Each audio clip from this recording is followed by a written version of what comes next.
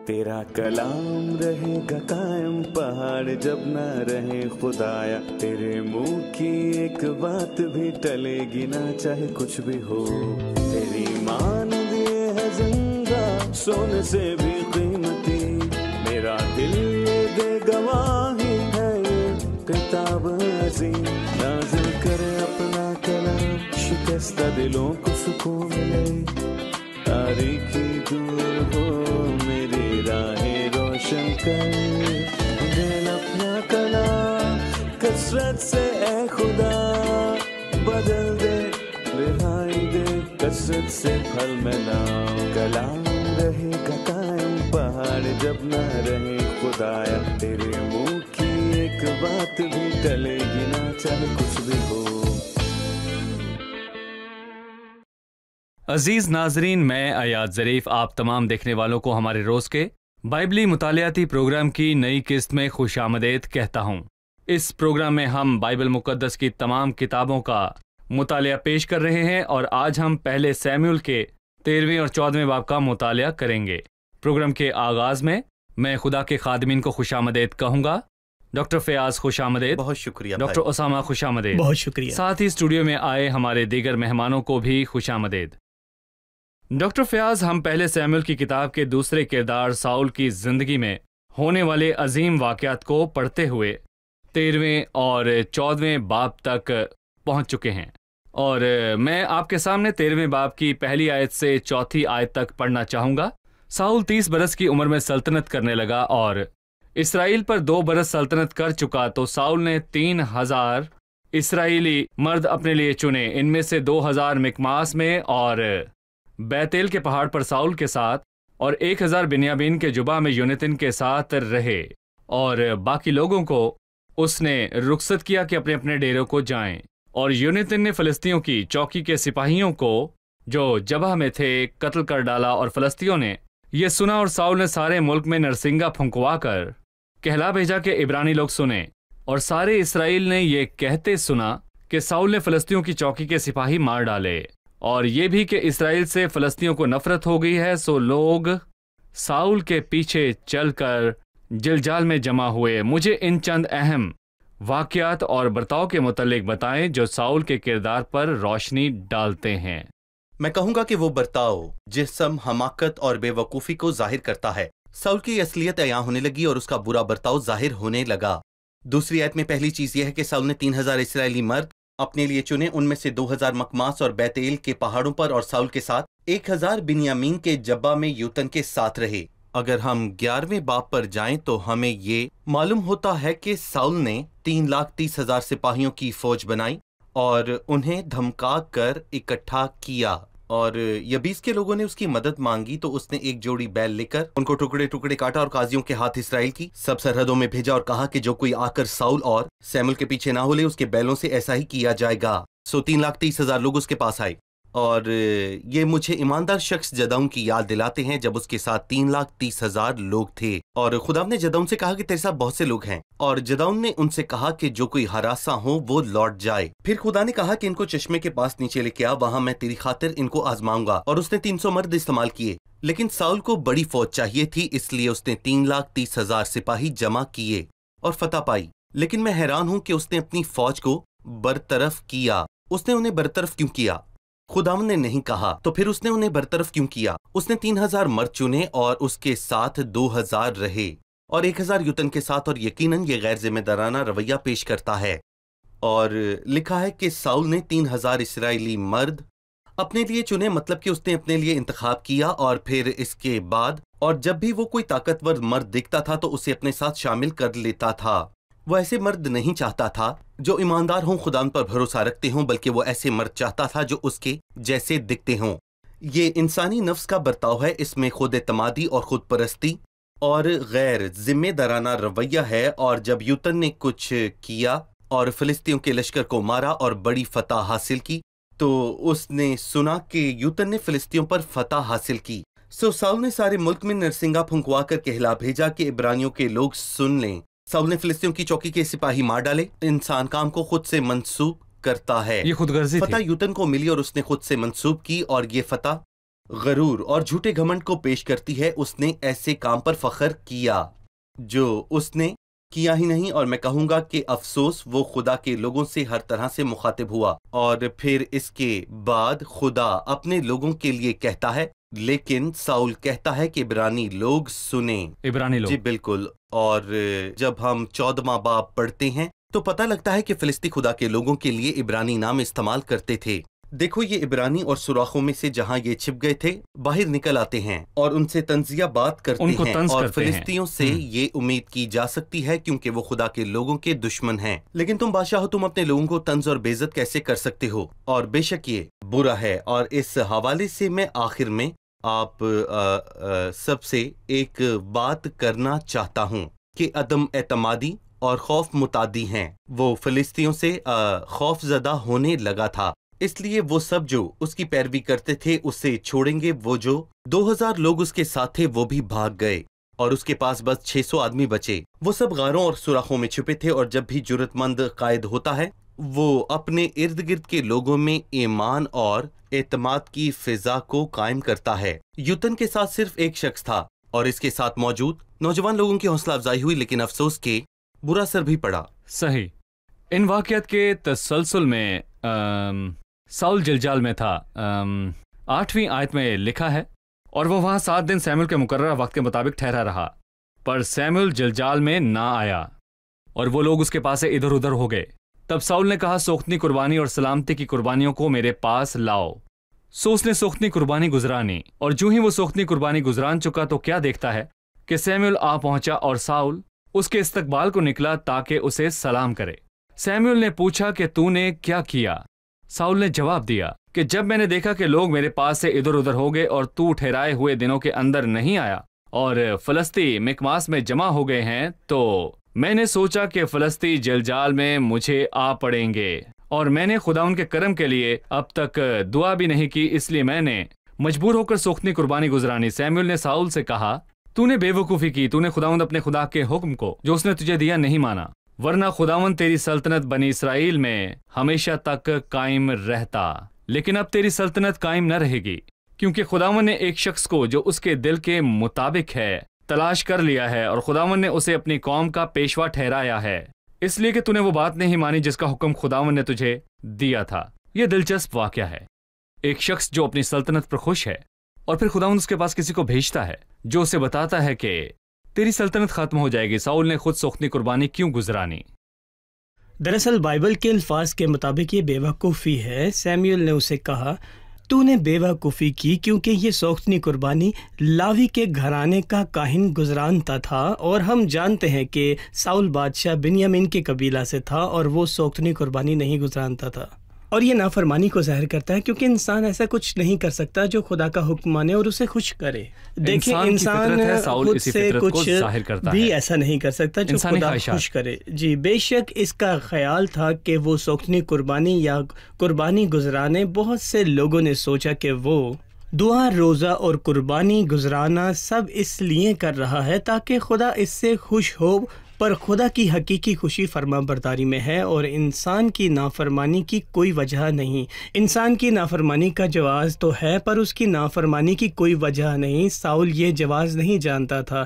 انسان کی فطرت اور اس کی خاصیت میں یہ صاف ظاہر ہوتا ہے کہ جب بھی ہم کچھ غلط کرتے ہیں تو اس کے جواز اور بہانے ڈھونڈتے ہیں، اور یہاں وہ ایک کی بجائے 3 جواز پیش کرتا ہے. اس نے کہا، تو ٹھہرائے ہوئے دنوں کے اندر نہیں آیا اور لوگ میرے پاس سے ادھر ادھر ہو گئے اور فلسطی جمع ہو گئے. یہ تمام چیزیں ہوئی تو میں نے سوختنی قربانی گزرانی. پر کیا واقعی ان سب چیزوں کی وجہ سے اس نے سوختنی قربانی گزرانی؟ اگر ہم کہتے ہیں کہ سیموئیل نہیں آیا تو اس نے اس کا انتظار کیوں نہیں کیا؟ ہو سکتا ہے کہ خدا ہماری تربیت کر رہا ہو. خدا کی آس رکھ، مضبوط ہو اور تیرا دل قوی ہو. ہاں، خداوند ہی کی آس رکھ اور مان لیں کہ لوگ اس کے پاس سے ادھر ادھر ہو گئے. اور ہم نے سنا کہ یوتین کے صرف ایک آدمی کے ساتھ فتح حاصل کی. خداوند ہمارے ساتھ ہے تو ہم ان لوگوں کو کیوں دیکھیں جو ادھر ادھر ہو گئے ہیں؟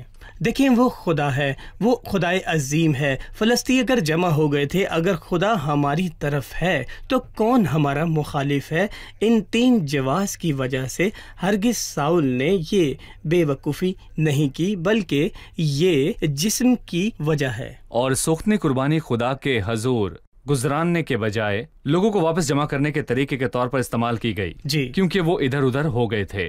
ڈاکٹر فیاض ہمیں انسانی مقاصد کو حاصل کرنے کے لیے روحانی معاملات کو استعمال کرنے کے متعلق بتائیں۔ دیکھیں میں کہوں گا انہوں نے پہلے بھی ایسا کیا جب وہ عہد کا صندوق لائے، اور ان کا خیال تھا کہ بے شک ان کے دلوں میں خدا پر ایمان اور بھروسہ نہ تھا تو بھی عہد کی صندوق کی موجودگی سے فتح ہوگی، اور اس دن انہوں نے بہت بری طرح شکست کھائی۔ مسئلہ رسمی، مذہبی، روایتی یا علامتی طریقوں کو استعمال کرنا نہیں، بلکہ ان کے دلی ایمان کا مسئلہ ہے۔ یہاں ساؤل رسمن یہ سب کر رہا تھا جبکہ اس کا دل خالی تھا، اور اب میں آپ کی توجہ اس طرف دلانا چاہتا ہوں کہ یہ سب چیزیں جلجال میں واقع ہوئیں، اور جیسا کہ ہم سب جانتے ہیں کہ جلجال دکھ اور مصیبت اور خود انحصاری اور موت کی تعمیل کے منظر کو پیش کرتا ہے۔ میں حیران ہوں کہ ساؤل کی ساری غلطیاں جلجال میں ہوئیں۔ مثلا 11ویں باب میں لکھا ہے کہ وہ جلجال کو گئے اور خداوند کے حضور خوشی منائی، مطلب کہ انہوں نے خوشی بھی جا کر جلجال میں منائی۔ جلجال دراصل جلجال خوشی کا سبب نہیں، جلجال دکھ اور مصیبت ہے، بلکہ شکستگی کو ظاہر کرتا ہے، لیکن وہ وہاں خوش تھا اور اس نے بے وقوفی کی، اس نے خدا کے حکم کے خلاف جلجال میں قربانی گزرانی۔ وہ مسا نہیں کیا گیا تھا اور خدا کے معاملات کو نہیں جانتا تھا۔ صحیح، ہم یہاں پر ایک چھوٹا سا وقفہ لیں گے اور پھر مہمانوں کے سوالات کے ساتھ حاضر ہوں گے۔ ملتے ہیں ایک چھوٹے سے وقفے کے بعد۔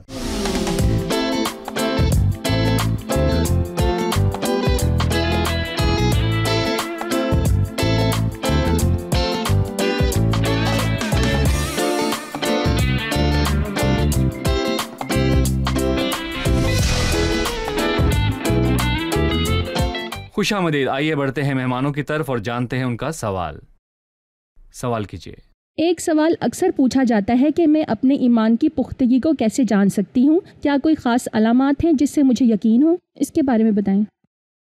ساؤل بظاہر تو ایماندار تھا پر اصل میں نہیں، پھر انسان اس بات پر کیسے یقین کرے کہ وہ خدا سے پیدا ہوا؟ کچھ اخلاقی خصوصیات موجود ہونی چاہیے جس سے میں ایماندار ہوں، اور اگر میں نئے عہد نامے پر نظر ڈالوں تو وہاں مجھے ایک ساؤل نامی شخص ملتا ہے۔ جب خداوند کی اس سے ملاقات ہوئی تو اس کا یہی نام تھا۔ کیا وہ ایمان رکھتا تھا یا نہیں؟ کیا وہ تبدیل ہوا؟ کیا اس نے نئی زندگی پائی؟ اس نے نئی زندگی پائی اور اس میں کون سی اخلاقی خصوصیات پیدا ہوئیں؟ پہلی چیز خداوند کی فرما برداری، اور ساؤل نے کہا جو تجھ سے کرنا چاہیے وہ تجھے کہا جائے گا۔ اس نے عاجزی دکھائی، وہ حکم ماننے پر آمادہ ہوا۔ دوسری چیز وہ زمین پر گر پڑا اور دیکھو وہ دعا کر رہا ہے، اور تیسری چیز اس نے کچھ کھا کر قوت پائی، اور ہمیں معلوم ہوتا ہے کہ خوراک مسیح کے کلام کی علامت ہے۔ ایماندار فرما برداری اور دعا کرتا ہے، کلام پڑھتا ہے۔ چوتھی چیز اس نے رفاقت رکھی اور ان شاگردوں کے ساتھ رہا جو دمشق میں تھے اور اس کے ساتھی بدل گئے۔ وہ ایمانداروں سے ملنے لگا۔ میں ان سب کا ساتھی ہوں جو تجھ سے ڈرتے ہیں اور ان کا جو تیرے قوانین کو مانتے ہیں۔ اور پانچویں چیز وہ خداوند کے بارے میں بات کرنے لگا، سادہ لفظوں میں وہ خدا کا گواہ بن گیا۔ اور چھٹی چیز وہ خداوند کے ساتھ دکھ اٹھانے کے لیے تیار ہوا۔ چھٹی چیز وہ خداوند کے متعلق سیکھنے لگا۔ اس نے نہ صرف زندگی پائی بلکہ وہ یسوع کے خدا کا بیٹا ہونے اور مسیح کے ہونے کے بارے میں بات کرنے لگا۔ اس نے مسیح کے جلال کا امتیاز شروع کیا، اور میرا خیال ہے کہ اگر یہ چیزیں موجود ہوں تو ایماندار تبدیل ہوتا ہے، اور ضروری نہیں کہ یہ سبھی موجود ہو، لیکن ان میں سے کچھ چیزوں کا ہونا اس بات کی تصدیق کرتا ہے کہ میں بدل چکا ہوں۔ جب مجھ میں یہ چیزیں موجود ہوں یہ وہ ثبوت ہیں جو ثبوت ہے دیکھے جا سکتے ہیں۔ جی صحیح۔ بھائی اسامہ، سیموئل نے اس سے کہا تو نے بے وقوفی کی، جو تو نے کیا سراسر بے وقوفی کی، پر اس کا کوئی نتیجہ ہوگا۔ نتیجہ یہ تھا کہ اس کی سلطنت ختم ہو گئی۔ مجھے عام طور پر ایماندار کی زندگی میں نافرمانی کے انجام کے بارے میں بتائیے۔ اگر آپ سیشنا 28 باب پڑھتے ہیں تو آپ جانیں گے فرما برداری کی برکتیں اور نافرمانی کی لعنتیں وہاں پر موجود ہیں، اور یہاں پر اس بات کی یقین دہائی کراتے ہیں کہ ساؤل ایماندار نہیں تھا۔ ایک طرف ہم نے جو اخلاقی خصوصیات پڑھی وہ اس میں موجود نہیں تھی، جس میں سے پہلی فرما برداری ہے، اس نے کسی بات میں خدا کا حکم نہیں مانا۔ یہاں سوختنی قربانی گزرانتے ہوئے ہم دیکھیں گے کہ شروع سے لے کر آخر تک اس نے نے अमालिकियों और बाकीन को पूरी तरह ख़त्म नहीं किया, उसने खुदावन की फर्मा बरदारी नहीं की, और जब हम खुदावन से अपना मुंह फेर लेते हैं तो और अपनी खुद सरी और नाफरमानी पर इजहार करते हैं तो हम वही काटते हैं जो हम बोते हैं। मुमकिन है कि खुदावन ने सल्तनत इसी शर्त पर दी कि वो उसकी फर्मा बरदारी करे और लोगों को भी खुदावन की फर्मा बरदारी सिखाए, मगर उसके बरअक्स उसने लोगों को नाफरमानी सिखाई और वो इधर उधर हो गए, और उसने उनमें अदम एतमादी और शक की रूह कायम की, और बाद में उसे उसकी सज़ा मिली। उस वक्त सैमुअल ने उसे कहा, खुदावन ने इसराइल की बादशाही तुझसे आज ही चक करके छीन ली, और तेरे पड़ोसी को जो तेरे से बेहतर है, और बेशक उसके बाद सल्तनत एक ऐसे शख्स को मिली जो साउल की तरह लोगों की पसंद से नहीं आया, बल्कि वो खुदावन के दिल के मुआफिक था जिसे वो पसंद करता था, और वो खुदा का बंदा था। सही।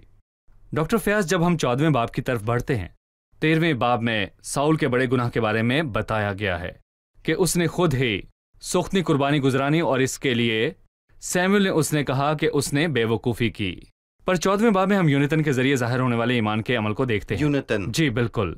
मुझे यूनितन की फतह के बारे में बताएं, वो किस तरह फतह याब हुआ। मैं चंद मखसूस नकात का जिक्र करना चाहता हूँ। पहली चीज, यूनितन ने ईमान का इजहार किया और इस आयत में खूबसूरती से बयान किया गया है, पर उसने अपने बाप को ना बताया। पालूस रसूल ने कहा कि ना मैंने गोश्त और खून से सलाह की। उसने ईमान के मुताबिक अमल करने के लिए दूसरों की मंजूरी नहीं मांगी, उसने खुदा से पूछा। कैसे ये मुराद कि वो एक बेवफा बेटा है जो अपने वालिदैन की इज्जत नहीं करता? उसका बाप उसकी मदद नहीं करता, ना उसे सलाह देता और ना ही उसकी ताखीर का बाइस बनता। अगर वो अपने बाप से पूछता तो वो यकीनन ताखीर का बाइस बनता। उसने बाप से सलाह नहीं ली क्योंकि उसके लिए ईमान काफी था। उसने खुदावंद से मशवरा लिया और महसूस किया कि खुदावंद उसकी हौसला अफजाई कर रहा है। और दूसरी चीज, ईमान का रास्ता दुश्वारियों से नहीं डराता। और चौथी आयत में उस रास्ते की वजाहत की गई है जिस रास्ते से यूनतन ने जाना था। एक तरफ नुकीली चट्टान थी और दूसरी तरफ भी नुकीली चट्टान थी, और ये ईमान के रास्ते को बयान करती है, और ईमान तमाम मुश्किलात को सर कर लेता है। अब ईमान उम्मीद की हुई चीजों का एतमाद और अनदेखी चीजों का सबूत है। ईमान मुश्किलात को सोचता है और यकीन रखता है कि खुदाम नामुमकिनात का खुदा है। और फिर यूनतन ईमान की बदौलत मिसाली शख्सियत था। वो अपने सलाह बरदार के लिए मिसाल था। उसने कहा कि हम उधर नामख्तून की चौकी पर चलें, और उसने जवाब में कहा कि जो कुछ तेरे दिल में है सो कर और उधर चल, मैं तो तेरी मर्जी के मुताबिक तेरे साथ हूँ। वो उसके लिए नमूना था। और दूसरी चीज, ईमान की जुर्रत। जब उसने निशान ठहराया, और ये निशान मुश्किल था। अगर फिलिस्ती उनसे कहें कि हमारे पास तो आओ, तो वो चढ़ जाएंगे, और अगर वो कहें कि हमारे आने तक ठहरो, तो हम नहीं जाएंगे। और ये इसलिए भी मुश्किल था क्योंकि फिलिस्ती उनसे ऊपर थे, सो ऊपर चढ़ने से वो उनकी पहुंच में आ जाएंगे। लेकिन ईमान मुश्किलों को नहीं देखता। और फिर मैं कहूंगा कि इसके बाद ईमान की आजिज़ी है, जब वो अपने हाथ और पांव के बल चढ़े। और बेशक एक आजिज और दुआगो और एक इबादत गुजार शख्स की मंजर कशी करता है, और वो शख्स जो अपनी कमजोरी को महसूस करके अपना पूरा भरोसा खुदा पर करता है। सो यूनतन में ईमान की खुसूसियात वाज़ी हैं। और फिर ये मशहूर और खूबसूरत अल्फाज हम नारे के तौर पर कहते हैं, क्योंकि खुदाम के लिए बहुतों या थोड़ों के जरिए बचने की कैद नहीं है। नुक्ता ये नहीं कि हमारे पास क्या है, बल्कि मैं ये बताना चाहूंगा कि नुक्ता खुदावंद है, क्योंकि 5 रोटियां और 2 मछलियां जरूरत से ज्यादा थीं। सही। हम एक वक्फे के बाद अपने मुताले को जारी रखेंगे। नाज़रीन, एक छोटे से वक्फे के बाद दोबारा हाजिर होंगे। इस दौरान अगर आपका कोई सवाल हो तो हमें लिख भेजिए, हम इसका जवाब आपको जरूर देंगे।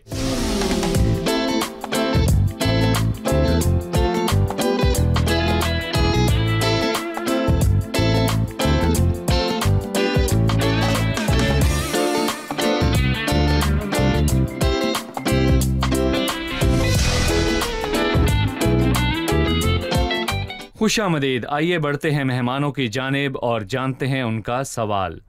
सवाल कीजिए। पहले सैमुएल के 14 बाब की 3री आयत में हम जानते हैं कि अखया बिन अख्यूतब साउल के आयाम में सरदार काहिन था, पर पहले सैमुएल के 21 बाब की पहली आयत में इसका नाम अखमीलक था। लेकिन मरकज़ 2 बाब 26 आयत में हम जानते हैं कि इसका नाम अबियातर था। उसका नाम क्या था? जी भाई, उसका नाम क्या था? एक शख्स के एक से ज्यादा नाम हो सकते हैं, और अखिया اخی ملک کا چھوٹا نام ہے۔ ابیتار کے حوالے سے کہوں گا، ابیتار اس کا بیٹا ہے، اور ہمیں معلوم ہے کہ اس واقعہ کے کچھ ہی دیر بعد ساؤل خداوند کے کاہنوں کو قتل کرتا ہے اور ابیتار سردار کاہن بنتا ہے۔ جب خداوند نے اس کے متعلق بات کی تب وہ کاہن تھا، پر جب وہ سردار کاہن بنا تو یہی اس کا خطاب بنا، اس میں کوئی مسئلہ نہیں۔ تو مثال کے طور پر میں ناظرین کو یہ واضح کرنے کے لیے ایک مثال دیتا ہوں۔ صدر جمال عبد الناصر نے 1952 کے انقلاب کی رہنمائی کی، پر کیا 1952 میں وہ صدر رہے؟ نہیں، اس انقلاب کے بعد بھی نہیں تھے، پر وہ بعد میں صدر بنے، اور میں ان کی بات کر رہا ہوں اور ان کو صدر کہہ کر ہی مخاطب کیا گیا تھا۔ سو خداوند ابیتر کی بات کر رہا ہے، لیکن ابیتر اخی ملک یعنی اخیا کا بیٹا ہے۔ ڈاکٹر فیاض، جب میں 24ویں آیت پڑھتا ہوں، جنگ کے دوران لکھا ہے، اور اسرائیلی مرد اس دن بڑے پریشان تھے کیونکہ ساؤل نے لوگوں کو قسم دے کر یوں کہا تھا کہ جب تک شام نہ ہو اور میں اپنے دشمنوں سے بدلہ نہ لے لوں، اس وقت تک اگر کوئی کچھ کھائے تو وہ مالون ہو۔ اس سبب سے ان لوگوں میں سے کسی نے کھانا چکھا تک نہ تھا، اور سب لوگ جنگل میں جا پہنچے اور وہاں زمین پر شہد تھا، اور جب یہ لوگ اس جنگل میں پہنچ گئے تو دیکھا کہ شہد ٹپک رہا ہے، پر کوئی اپنا ہاتھ اپنے منہ تک نہیں لے گیا، اس لیے کہ ان کو قسم کا خوف تھا۔ لیکن یونیتن نے اپنے باپ کو ان لوگوں کو قسم دیتے نہیں سنا تھا، سو اس نے اپنے ہاتھ کے عصا کے سرے کو شہد کے چھتے میں پھونکا اور اپنا ہاتھ اپنے منہ سے لگایا، اور اس کی آنکھوں میں روشنی آئی۔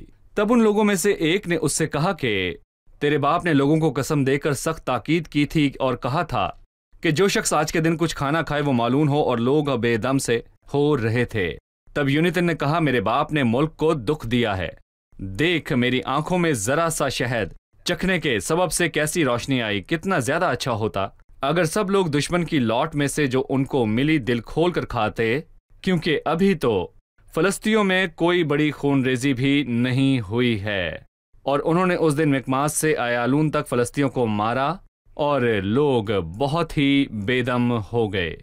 ساؤل نے لوگوں کو کچھ بھی کھانے سے روکا، اس نے انہیں کھانے سے روکا، لیکن یونیتن نے شہد کے چھتے سے کھایا اور اس کی آنکھوں میں روشنی آئی۔ ساؤل اور یونیتن کے بارے میں بتائیں، روکنے اور فراہم کرنے، بھوک اور سیر ہونے کے فرق کے متعلق بتائیں۔ ساؤل نے انہیں منع کیا، اور یہ ممانت انسان کی ایجاد کردہ تھی۔ اس کے ذہن میں خیال آیا اور اس نے لوگوں سے کہا کہ وہ کچھ نہ کھائیں۔ لوگ جنگ لڑ رہے تھے اور طاقت کے لیے انہیں کچھ کھانے کی ضرورت تھی تاکہ وہ طاقت حاصل کر کے فلسطینیوں پر فتح مند ہوں۔ لیکن جب انسان مداخلت کرتا ہے تو ہر چیز کو مذہبی رنگ دیتا ہے، لیکن ایسا کچھ نہیں۔ اور یہ عجیب ہے کہ فتح اور برکت کے دن پر انسان لعنت کی بات کر رہا تھا کہ اگر کوئی کچھ کھائے تو وہ ملاؤن ہو، پر یہ تو برکت ہے۔ اسے پرواہ نہیں تھی، اسے ایسا لگا کہ لوگ اس کے دشمن سے بدلہ نہیں لیں گے جب تک شام نہ ہو اور میں اپنے دشمنوں سے بدلہ نہ لے لوں، اس وقت تک اگر کوئی کچھ کھائے تو وہ ملاؤن ہو۔ خدا کے لوگوں کے دشمن نہیں، جنہوں نے زندہ خدا کے لشکر کو شکست دی نہیں، وہ ان کو دشمن کہہ رہا تھا، جبکہ یونیتن اس وقت تک جنگ میں بہت تھک چکا تھا اور اسے اپنے بدن کے لیے غذائیت کی ضرورت تھی۔ اور جب اس نے اپنے عصا کے سرے سے شہد کو لیا، اس کی آنکھوں میں روشنی آئی اور وہ فتح کے ساتھ آگے بڑھنے کے لائق ہوا، اور لوگوں کی فتح اس ممانت کی مکمل نہ ہوئی۔ اور بڑا مسئلہ یہ تھا کہ جب اس کی بھوک بڑھ گئی تو وہ لوٹ پر گر پڑے، اور اس بھوک کی وجہ سے انہوں نے بھیڑ بکریاں ذبح کیں اور اسے خون سمیت کھانے لگے۔ سو یہ گناہ اس گناہ سے بڑا تھا اگر وہ پہلے کھا لیتے۔ جی، ہم کہہ سکتے ہیں کہ ساؤل لوگوں کو بھوک کی طرف لے گیا، لیکن یونیتن سیر ہوا۔ بھائی اسامہ، میں شہد کے چھتے پر آپ کی آخری رائے لوں گا۔ بائبل میں یہ علامت ہے کہ یہ لفظ شہد کا چھتا ہے۔ ایک ایماندار کی حالت کے متعلق بتائیں جب وہ کلام کو نوش کرتا ہے اور جب وہ نظر انداز کرتا ہے۔ پطرس نے ہماری حوصلہ افزائی کی اور کہا، نوزادہ بچوں کی مانند خالص اور روحانی دودھ کے مشتاق رہو تاکہ اس کے ذریعے سے نجات حاصل کرنے کے لیے بڑھتے جاؤ۔ اور یہاں پر خالص روحانی دودھ سے اس کی مراد خدا کا کلام ہے۔ دیکھیں، خدا کے کلام کے علاوہ ایسا کچھ نہیں جو مجھے ایک ایماندار کے طور پر خداوند کے علم اور روحانی معلومات کی سمجھداری بخشے۔ خداوند کے کلام کے بارے میں ہم پڑھتے ہیں، شہد کے ٹپکوں سے بھی شیرین، وہ سونے سے بالکل بہت کندن سے زیادہ پسندیدہ ایک ایماندار اور خدا کا خادم جتنا زیادہ وقت خدا کے ساتھ کلام میں گزارتا ہے اتنا ان کی آنکھیں روشن ہوں گی۔ خدا کے کلام کے ذریعے ہم ذاتی طور پر خدا سے ملتے ہیں، اور بائبل میں خدا ان کے بارے میں لکھا ہے کہ انہوں نے اس کی طرف نظر کی اور منور ہو گئے، اور ان کے منہ پر کبھی شرمندگی نہ آئے گی۔ اور یہ وہی کلام ہے، خدا کے کلام اور خداوند کی روشنی سے ہی ہم حقیقی روشنی خیالی پاتے ہیں۔ یہاں پر یہ پورا ہو جاتا ہے۔ آمین آمین۔ یہ کلام شہد جیسا ہے جی، اور اگر ہم اس کے متلاشی بنے تو یقیناً ہم سیر ہوں گے، ایسا ہی۔ اور اگر آپ کلام کے قریب رہیں گے تو آپ گناہ سے دور رہیں گے۔ صحیح۔ اب ہم جانیں گے کہ مہمانوں نے آج کیا سیکھا۔ میں یہ جاننا چاہوں گا وہ کیا وجوہات تھیں کہ ساؤل نے جلجال میں خود ہی سوختنی قربانی گزرانی۔ اس نے جو وجوہات دیں وہ یہ تھی کہ سیموئیل دیر سے آیا اور وہ اس بارے میں صحیح تھا، لیکن اس نے انتظار کرنا نہ سیکھا۔ اس نے یہ بھی کہا کہ لوگ اس کے پاس سے ادھر ادھر ہو گئے اور فلسطی جمع ہو گئے تھے، اور یہ 3 وجوہات ہیں۔ جی صحیح۔ ساؤل ایک ایماندار کے لباس میں غیر ایماندار تھا۔ کوئی اس بات کی یقین دہانی کیسے کرے کہ وہ خدا سے پیدا ہوا ہے؟ خدا سے پیدا ہونے کے کیا نشانات ہیں؟ ہم نے یہ پولس کی زندگی سے سیکھا جو ترسس کا ساؤل تھا۔ جب وہ خداوند سے ملا تو اس نے اس کی فرما برداری کرنا، خدا کا کلام پڑھنا اور دعا کرنا شروع کیا۔ وہ ایمانداروں کے ساتھ ہمیشہ رفاقت رکھتا تھا اور خداوند کی گواہی دیتا، اور خداوند کے لیے وہ دکھ اٹھانے کے لیے ہمیشہ تیار رہتا۔ صحیح۔ ساؤل بن قیس کے ایام میں سردار کاہن کون تھا، یہ بتائیے۔ یہاں یہ مسئلہ تھا کہ پہلے سیموئیل کے 14ویں باب میں وہ اخیا بن اخیتوب تھا، لیکن اخیا اور اخی ملک ایک ہی شخص کے 2 نام ہیں، کیونکہ اخیا اخی ملک کا چھوٹا نام ہے اور ابیاتر اخی ملک کا بیٹا تھا، اور بے شک وہ اس وقت سردار کاہن نہیں تھا، لیکن 22ویں باب میں اخی ملک کے قتل کے بعد وہ سردار کاہن بنا اور یہ اس کا خطاب بنا۔ صحیح۔ خدا آپ سب کو برکت دے۔ اگلے پروگرام میں آپ سب سے پھر ملاقات ہوگی۔ خادمین کا بھی شکریہ۔ اگلے پروگرام میں آپ سے پھر ملاقات ہوگی۔ آمین۔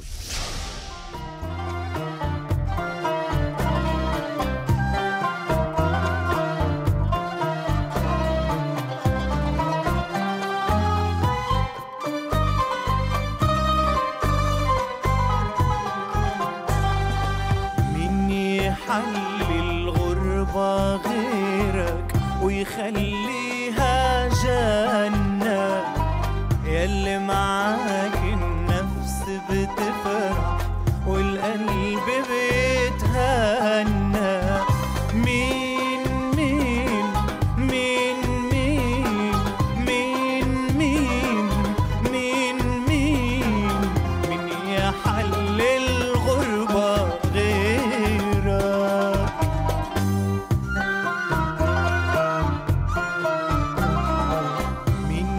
طهر قلبي غيرك وأكون أنا ما أنا، وأقضي باقي الغربة في خوفك وأنا فكري في السماء. مين مين مين مين مين مين مين مين مين يحل الغربة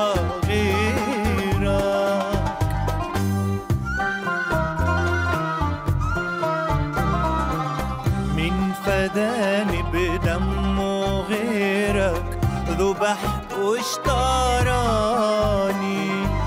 أحصوك انت مع الأثمة وانا نفس الجاني.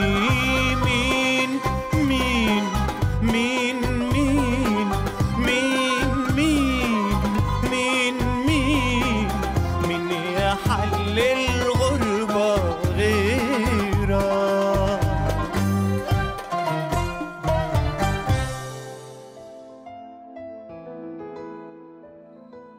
تیرا کلام رہے گا قائم پہاڑ جب نہ رہے خدایا. تیرے منہ کی ایک بات بھی ٹلے گی نہ چاہے کچھ بھی ہو. تیری مان دیے ہے زندہ سونے سے بھی قیمتی. میرا دل یہ دے گواہی ہے یہ کتاب عظیم. نازل کرے اپنا کلام شکستہ دلوں کو سکون ملے. तारीखी दूर हो, मेरी राहें रोशन कर, दिल अपना कलाम कसरत से ए खुदा बदल दे, रिहाई दे कसरत से फल में नाम, कलाम रहेगा कायम पहाड़ जब ना रहे खुदाया, तेरे मुंह की एक बात भी टलेगी ना चाहे कुछ भी हो।